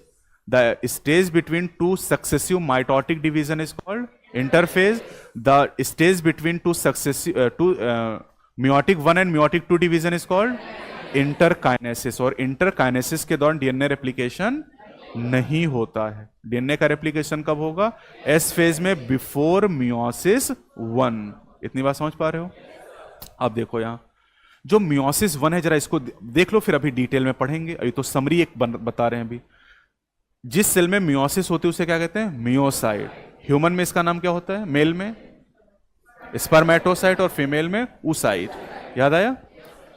अब जब मियोसिस 1 होगी तो देखो कितने क्रोमोसोम है? 46। और डीएनए कितना है? 4 पिकोग्राम। तो मियोसिस 1 के दौरान क्या नंबर आधा हो गया? बोलो। और क्या डीएनए का अमाउंट भी आधा हो गया? और ये जो 2 सेल बनती है क्या बोलते हैं? डायट। तो क्या मियोसिस 1 में क्रोमोसोम का नंबर आधा हुआ है? यस। अब चलते हैं मियोसिस 2। मियोसिस 2 में अगर आप देखें तो यहां 23 क्रोमोसोम है, और इससे 2 डॉटर बनेंगे, दोनों में कितना? 23। यानी अब नंबर बदल नहीं रहा है, मतलब ये इक्वेशनल हो गया। यानी meiosis 2 is equivalent to mitosis. मतलब मियोसिस 2 तो पढ़ना ही नहीं आपको, क्योंकि किसकी तरह है? माइटोसिस की तरह। तो मियोसिस 2 हो गया खत्म। बचा क्या? मियोसिस 1। अच्छा, मियोसिस 2 के बाद ये जो 2 सेल इनसे 4 सेल बने, इनको क्या बोलते हैं? टेट्राड।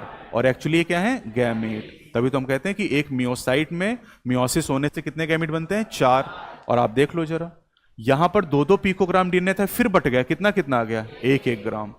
तो अगर पेरेंट सेल में 4 पिकोग्राम डीएनए है, तो मियोसिस के बाद चारों सेल में कितना जाएगा? 1-1 पिकोग्राम। क्या चारों बराबर डिवाइड हो जाएगा? अच्छा सोचो, अगर इस सेल में माइटोसिस हो जाए तो यहां कितनी सेल बनेंगी? 2। दोनों में कितना कितना डीएनए? 2-2 जाएगा।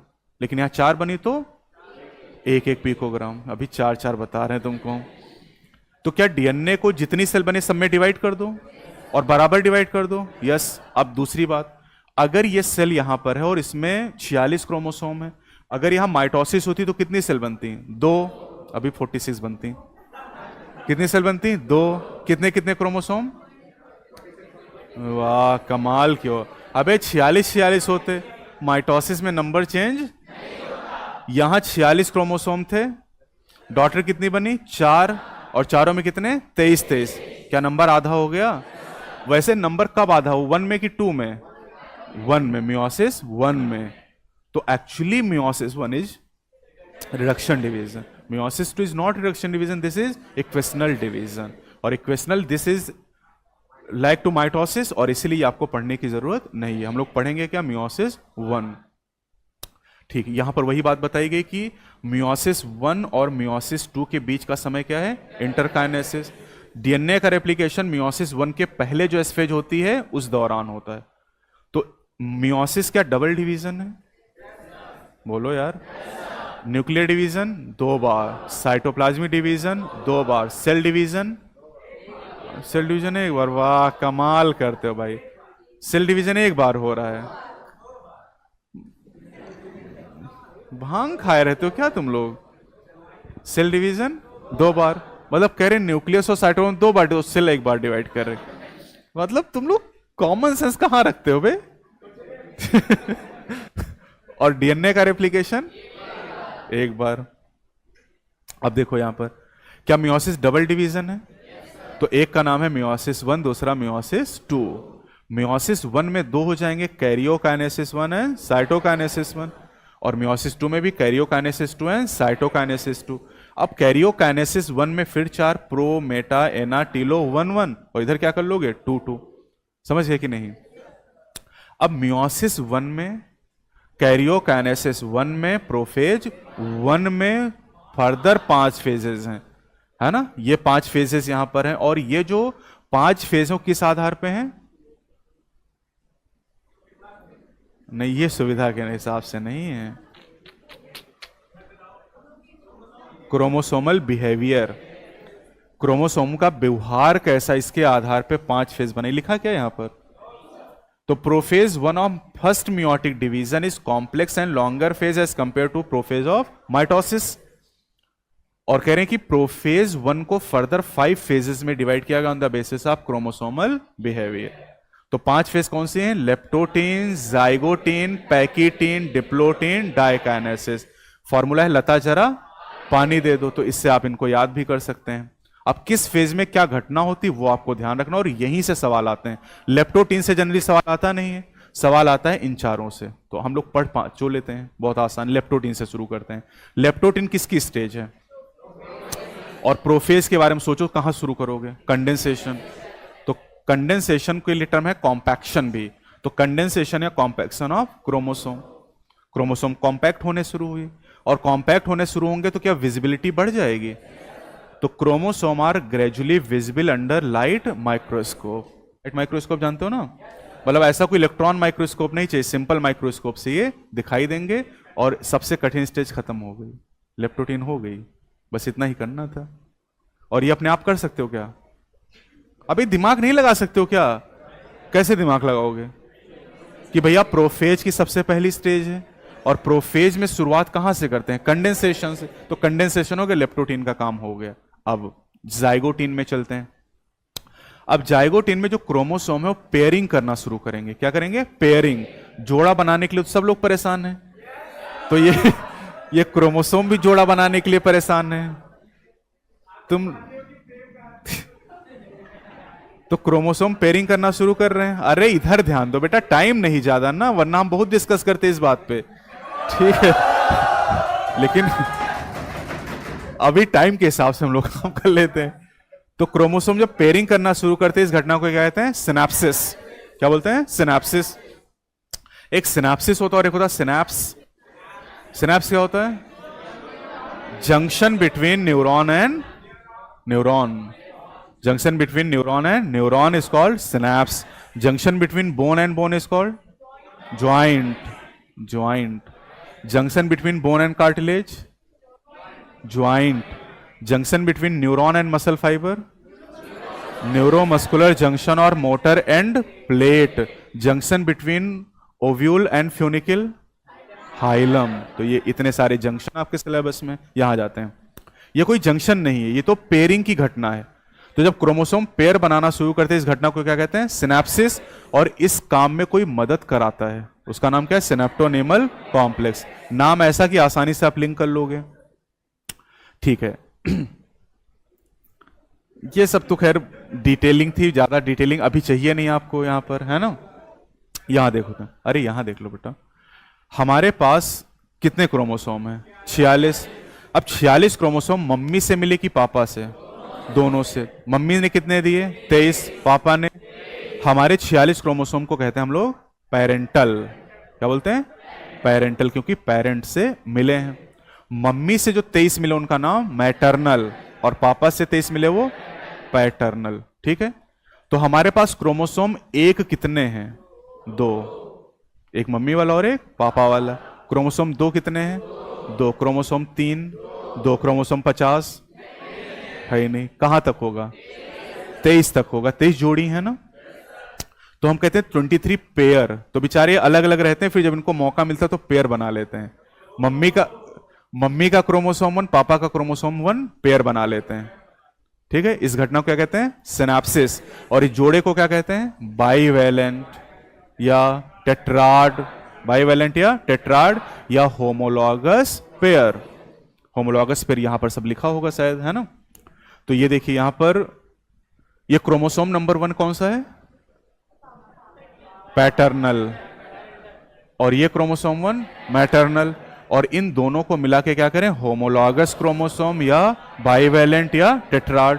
और अगर इस क्रोमोसोम 1 को क्रोमोसोम 2 से कंपेयर करें तो नॉन होमोलॉगस, क्योंकि अभी इसकी जरूरत पड़ेगी क्रॉसिंग ओवर में। क्रॉसिंग और होमोलॉगस के बीच की नॉन होमोलॉगस के बीच? वाह, ये देखो, होमोलॉगस के बीच।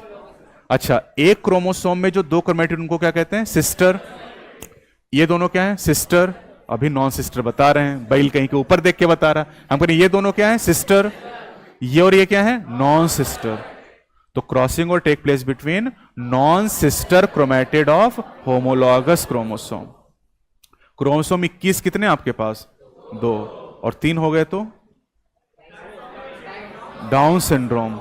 और 3 होंगे तो टोटल कितने हो जाएंगे? 47। समझे कि नहीं? और 2 के 3 हो गए तो 3 को ट्राई कहेंगे कि मोनो कहेंगे? ट्राई। तो क्या हो गया? ट्राइसोमी। 2 होने चाहिए, 3 हो गए तो ट्राइसोमी। तो ट्राइसोमी ऑफ 21 क्रोमोसोम क्या कॉज करेगा? Down syndrome. वो हम लोग आगे जेनेटिक्स में पढ़ेंगे, लेकिन यहां से थोड़ा सा रिलेट कर लेंगे हम लोग। तो पैकिटिन स्टेज की बात करें तो पहली बात तो यह है कि नहीं सॉर्टर नहीं होता है यार, ये कुछ उल्टा लग गया है निशान।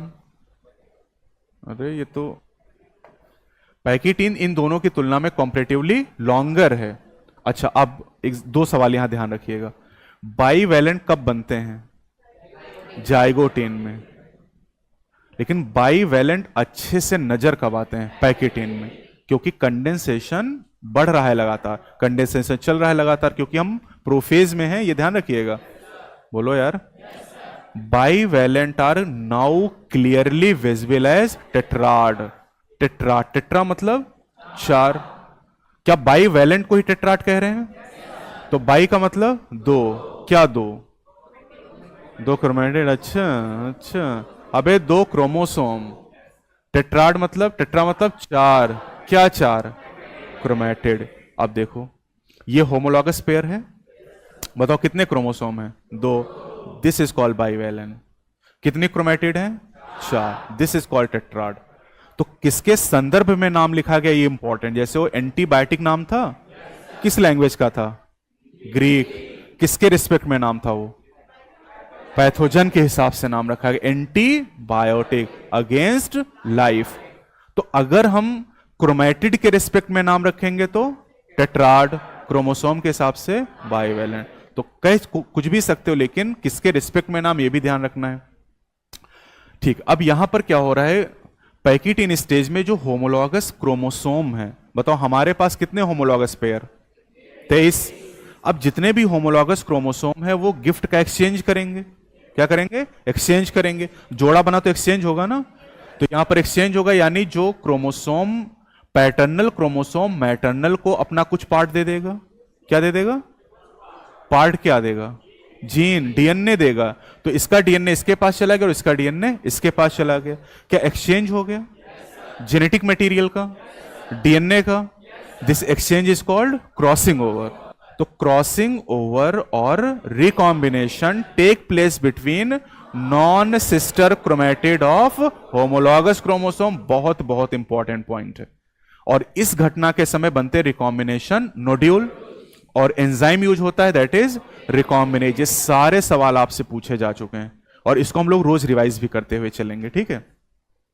क्रॉसिंग ओवर का मतलब लिखा है exchange of genetic material between homologous chromosome, और अच्छे से कहें तो exchange of genetic material between non sister chromatid of homologous chromosome.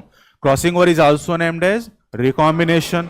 कौन से नोड्यूल बनते हैं, रिकॉम्बिनेशन नोड्यूल। कौन सा एंजाइम यूज होता है, रिकॉम्बिनेज एंजाइम यहां पर यूज होता है। डिप्लोटिन स्टेज में जब आते हैं, अब सिनेप्टोनिमल कॉम्प्लेक्स डिसॉल्व हो जाता है, खत्म हो जाता है। अब सवाल यह भी कि सिनेप्टोनिमल कॉम्प्लेक्स बने कब, जाइगोटिन में। जब क्या हुई, सिनेप्सिस, तब ये बने थे, अब डिसॉल्व हो गए। और जब डिसॉल्व हो जाएंगे तो होमोलॉगस क्रोमोसोम एक दूसरे से अलग होने की कोशिश करेंगे, और जब अलग होने की कोशिश करेंगे तो एक्स शेप के स्ट्रक्चर बनेंगे जिनको कहेंगे क्याज़मेटा। तो ये बहुत पूछा था, क्याज़मेटा फॉर्मेशन कब होता है बेटा, डिप्लोटिन। और क्याज़मेटा कैसे होते हैं, एक्स शेप के। काइनेटोकोर कैसे हैं, डिस्क शेप। सेंट्रियोल कैसा है, सिलेंड्रिकल। न्यूक्लियोलस कैसा है, न्यूक्लियोलस स्फेरिकल।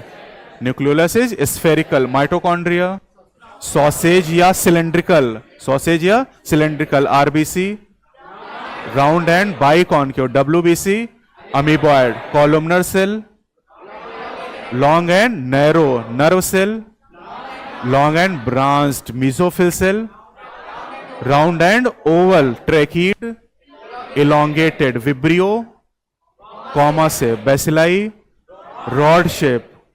और कोकस स्फेरिकल। तो ये मैं चाहता था कि इस तरीके से तुमको याद हो, लेकिन तुमको ये चाहिए कि नहीं पढ़ाओ हमको रिवाइज मत करो, हमको पढ़ाओ खाली तो पढ़ो। लेकिन ठीक है, कर लेंगे हम लोग, थोड़ा सा रिदम में आ जाते हैं। और जिस दिन टेस्ट नहीं होगा उस दिन तो हम लोग लंबी क्लास ले ही सकते हैं, है ना, कोई दिक्कत तो है नहीं इसमें, क्योंकि घर पे तो इतना पढ़ भी नहीं पाओगे, है ना।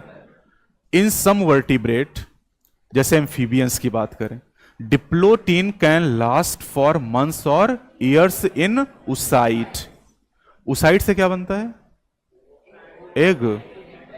तो एग के फॉर्मेशन के समय ये जो डिप्लोटीन स्टेज है कई महीने या कई साल चलती है। और अगर ये थोड़ा सा याद करिए ह्यूमन के केस में, तो ह्यूमन के केस में वो प्राइमरी उसाइट थी और वो एम्ब्रियोनिक स्टेज में अरेस्ट हो जाती प्रोफेज 1 में, याद आया। और फिर जब प्यूबर्टी आती है तब फिर डिवीजन स्टार्ट होता है। आते हैं diakinesis. Diakinesis is the terminalisation of chiasmata. Terminalisation मतलब खत्म होना। क्याज़मेटा कब बना, डिप्लोटीन में। कब खत्म हो गया, डायाकाइनेसिस में। और क्या डायाकाइनेसिस प्रोफेज का अंत है, और प्रोफेज के अंत में 4 लोग गायब होते हैं क्या, और क्या क्रोमोसोम कंडेंस हो चुके हैं। तो chromosome are fully condense. Nucleolus, nuclear envelope disappear. और अब हम कहां चले गए, मेटाफेज। अब आगे की कहानी आप जानते हैं। अब मेटाफेज तुम लोग बता दो क्या होगा। क्रोमोसोम अलाइन एट इक्वेटर, लेकिन अंतर है एक, यहां पर क्रोमोसोम पेयर के फॉर्म में अरेंज होंगे। ठीक, देखिए जरा मेटाफेज 1। मेटाफेज 1 में हमने 4 क्रोमोसोम यहां भी मान के चल रहे हैं, तो अब देखिए यहां पर 4 क्रोमोसोम 2 पेयर के फॉर्म में अरेंज हैं। जबकि अगर आप मेटाफेज याद करो माइटोसिस की, तो वहां पर 4 क्रोमोसोम अलग अलग थे क्या? और याद करो जरा, वहां जो 4 क्रोमोसोम, इमेज दिखाई दे रही है वो वाली, और 4 क्रोमोसोम में हर क्रोमोसोम एक पोल से जुड़ा था कि दोनों से? एक काइनेटोकोर एक पोल से जुड़ा था कि दोनों से? एक काइनेटोकोर जुड़ा था कि दोनों जुड़े थे? अब जरा यहां ध्यान दो, एक क्रोमोसोम एक पोल से अटैच है कि दोनों से? एक से। जबकि माइटोसिस में दोनों से। वहां एक काइनेटोकोर जुड़ता था कि दोनों जुड़ते थे? यहां केवल एक जुड़ा हुआ है। तो एक क्रोमोसोम एक काइनेटोकोर एक पोल। अब यहां पर वैसा कुछ होना नहीं, जब ये इधर खींचेगा तो ये अब इस क्रोमोसोम को एक ही तरफ तो खींचा जा रहा है, तो इधर चला जाएगा ये, और ये वाला इधर, ये वाला इधर, ये वाला इधर, तो क्या सेंट्रोमियर टूटेगा? स्प्लिटिंग यहां पर नहीं होगी। क्या होमोलॉगस क्रोमोसोम अलग हो गए? क्या जो पेयर बनाया था दोनों बिछड़ गए हैं क्या? दोनों एकदम दूर दूर चले गए? यस, दोनों इक्वेटर पे थे, और एक नॉर्थ पोल दूसरा साउथ पोल, पोल की तरफ चले गए। अब यहां इक्वेटर पे कितने क्रोमोसोम थे? 4। तो इस पोल पे कितने जाएंगे? 2, और इधर 2।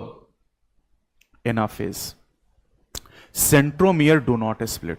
सेंट्रोमियर टूटेगा नहीं, इंपॉर्टेंट क्वेश्चन है ये। और सेंट्रोमियर नहीं टूटेगा, लेकिन कौन अलग होगा? Homologous chromosome separate and move to the opposite pole. तो अपोजिट पोल पे यहां पर कितने क्रोमोसोम थे? 4। एक पोल पे 2, दूसरे पर 2। अगर माइटोसिस होती तो एक पोल पे कितने जाते? 4, इधर 4, सेंटर में 4 ही थे, क्योंकि सेंट्रोमियर टूटा था। और जो क्रोमैटिड बनती थी उन्हीं को फ्यूचर क्रोमोसोम कहते थे। टीलोफेज में nuclear membrane and nucleolus reappear. डीकंडेंसेशन होगा कि नहीं होगा? नहीं होगा या बहुत थोड़ा होगा? एनसीईआरटी कहता है कि नहीं होगा या बहुत थोड़ा होगा, क्योंकि पिक्चर अभी बाकी है। अगर यहां डीकंडेंस कर देंगे तो अभी मियोसिस 2 में कंडेंस करना पड़ेगा, और इन सारी घटनाओं में एनर्जी खर्च होगी, तो सेल एनर्जी खर्च नहीं करना चाहती फालतू की, कि अभी डीकंडेंस करें फिर कंडेंस करें, इसलिए डीकंडेंसेशन या तो नहीं होगा या बहुत कम होगा, और न्यूक्लियर मेम्ब्रेन आ जाएगी। तो इधर कितने क्रोमोसोम हैं? 2। इधर कितने? 2। कितने न्यूक्लियाई? 2। क्या कंप्लीट हुआ?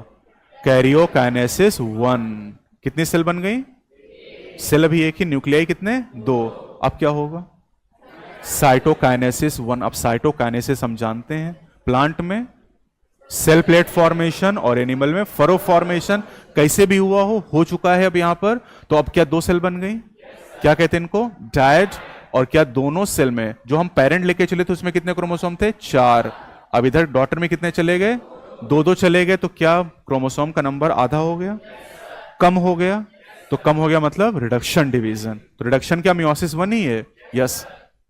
अब मियोसिस 2 पे चलते हैं। Meiosis 2 is called equational division and this is equivalent to the mitosis. और अगर माइटोसिस की इक्विवेलेंट तो पढ़ने की जरूरत नहीं है, कहो तो पढ़ा दें। देख लो खाली, 2 माइटोसिस के बीच में इंटरफेज, मियोसिस 1 और मियोसिस 2 के बीच में इंटरकाइनेसिस। पहली चीज शॉर्ट लो, बहुत कम समय के लिए आती है, और no DNA replication occurs during interkinesis. क्या इंटरफेज में डीएनए रेप्लिकेशन होता है? क्या इंटरकाइनेसिस में? तो इसलिए बताया गया कि यहां तो होता है डीएनए रेप्लिकेशन, लेकिन यहां नहीं होता है। यहां कब होता है? एस फेज में। यहां नहीं हो रहा है।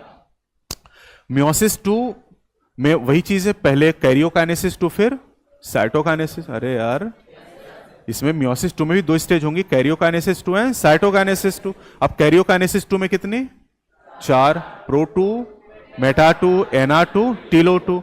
और प्रो 2 में कंडेंसेशन होगा, अगर थोड़ा बहुत डिकंडेंसेशन हुआ है तो कंडेंस हो जाएगा। और फिर nucleolus and nuclear envelope disappear. खत्म हो गई बात। मेटाफेज में chromosome align at equator, spindle fibre attach to the kinetochore. Anaphase 2 में splitting of centromere, chromatid move to the opposite pole. And telophase में nuclear membrane and nucleolus reappear, और क्या हो गया? डिकंडेंसेशन।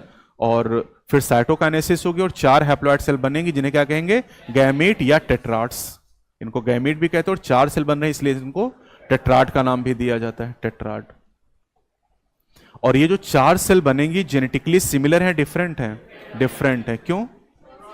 Due to crossing over. क्योंकि crossing over में DNA exchange हुआ है, और इसलिए जो 4 गैमीट बनेंगे चारों जेनेटिकली डिफरेंट होंगे, और इसलिए एक फैमिली में जितने बच्चे होते हैं सब एक दूसरे से अलग होते हैं। इससे प्रूफ भी हो जाता है यहां पर। अब आते हैं last topic 10.5, that is significance of meiosis. तो मियोसिस क्रिएट वेरिएशन, हम सब एक दूसरे से अलग हैं क्या, और इस वेरिएशन का कारण क्या है? Sexual reproduction. इसका कारण है सेक्सुअल रिप्रोडक्शन, ये पहला जवाब। अब सेक्सुअल रिप्रोडक्शन के आगे बढ़े तो सेक्सुअल रिप्रोडक्शन में 2 घटनाएं, gamete formation and gamete fusion. तो गैमेट फॉर्मेशन कैसे हो रहा है? मियोसिस। तो रूट कॉज इज मियोसिस। तो हम सब एक दूसरे से अलग दिखाई दे रहे हैं क्योंकि हम लोग सेक्सुअल रिप्रोडक्शन से बने, और सेक्सुअल रिप्रोडक्शन में गैमीट का फ्यूजन हुआ, और गैमीट बने कैसे हैं? मियोसिस से, और मियोसिस क्रिएट करता है variation, and variation plays very important role in evolution. Evolution में इनका रोल होता है वेरिएशंस का, और वेरिएशन के कितने कारण हैं? 5। पहला जीन माइग्रेशन और gene flow, genetic drift, mutation, recombination and natural selection, Hardy Weinberg principle. तो इसमें एक वर्ड है genetic recombination. Recombination is crossing over. Crossing over कब हो रहा है? मियोसिस के समय। मियोसिस कब होती है? गैमीट बनते समय, और हम सब गैमीट के फ्यूजन से ही तो बने हैं, इसलिए क्या आ गई? वेरिएशन। क्या हम लगातार विकसित हो रहे हैं? और विकसित इसलिए हो रहे हैं क्योंकि हम लोग सेक्सुअल रिप्रोडक्शन से डेवलप हुए हैं, और सेक्सुअल रिप्रोडक्शन के समय गैमीट बनते हैं। गैमीट बनने के लिए क्या होती है? मियोसिस। अब पहले एक सवाल का जवाब दे दो तुम लोग। मियोसिस क्रोमोसोम का नंबर आधा करता है कि कांस्टेंट रखता है? दोनों बातें सही हैं। दोनों बातें एकदम अपोजिट लग रही हैं, लेकिन दोनों बातें सही हैं। अब ध्यान कैसे सवाल करोगे एग्जाम में? अगर आपसे पूछे, सिंपली एक क्वेश्चन पूछे कि which of the following division reduces the chromosome number by half, तो क्या करोगे? मियोसिस। अगर क्वेश्चन ऐसे पूछे कि कौन सा डिवीजन 2 जनरेशन में क्रोमोसोम का नंबर बराबर रखता है? मियोसिस। समझे कि नहीं? हमारे पेरेंट में कितने क्रोमोसोम? 46। हमारे पास 46। किस वजह से? मियोसिस की वजह से। समझे? हमारे मियोसाइट में कितने क्रोमोसोम? 46। गैमीट में 23। किसकी वजह से? मियोसिस। तो मियोसिस आधा भी कर रहा है और अभी डबल कांस्टेंट भी कर रख रहा है। ठीक, यहां से हम प्रूफ कर सकते हैं। देखो, ये पेरेंटल जनरेशन है। मेल मतलब हमारे पापा और मम्मी में 46 क्रोमोसोम थे। उन्होंने मियोसिस करके, पापा ने स्पर्म बनाया, मम्मा ने एग बनाया, दोनों में फ्यूजन हुआ। कितने क्रोमोसोम हो गए? 46, और 46 से हम लोग बन गए F1। तो हमारे पास 46 क्रोमोसोम क्यों है? क्योंकि मियोसिस हुआ। अगर आपको नहीं मानना है तो चलो माइटोसिस करके एक बार देख लो। पापा के 46 क्रोमोसोम, माइटोसिस से गैमीट बनते तो स्पर्म में 46। मम्मा में 46 क्रोमोसोम, माइटोसिस से एग बनते तो 46, और जब दोनों फ्यूज करते तो 92 क्रोमोसोम। नई जाति पैदा हो जाती। हर जितने बच्चे पैदा होते सब नई जाति के। इंसान से इंसान पैदा ही नहीं होता, भला इंसान के बच्चे कुछ। तो अब अगर सोचो कि अगर गैमीट माइटोसिस से बनते तो क्या क्रोमोसोम का नंबर कांस्टेंट रहता 2 पीढ़ियों में? नहीं। अरे नालायक हो। मियोसिस क्रोमोसोम के नंबर को आधा करता है कि कांस्टेंट रखता है? दोनों। जनरेशन टू जनरेशन क्या करता है? कांस्टेंट रखता है। क्योंकि मैंने माइटोसिस करके दिखा दिया, अगर माइटोसिस होती तो हर जनरेशन में क्रोमोसोम का नंबर डबल हो जाता। तो meiosis maintain the constancy of chromosome number generation after generation. तो ये पूरी कहानी हो गई। तो सिग्निफिकेंस की अगर हम बात करें मियोसिस के, तो सिग्निफिकेंस में एक तो this create variation. Variation plays very important role in the evolution. यानी क्या मियोसिस का एवोल्यूशन में रोल है? क्या माइटोसिस का रोल है? ना। माइटोसिस के 3 रोल हैं, ग्रोथ, रिपेयर, रिप्लेसमेंट। याद आया? मियोसिस के 3 रोल हैं। पहला वेरिएशन, दूसरा एवोल्यूशन, और तीसरा constancy of chromosome number from generation to generation. कुछ समझ में आया? और कुछ? तो ये तरीका सही है, ऐसे हम लोग चलें।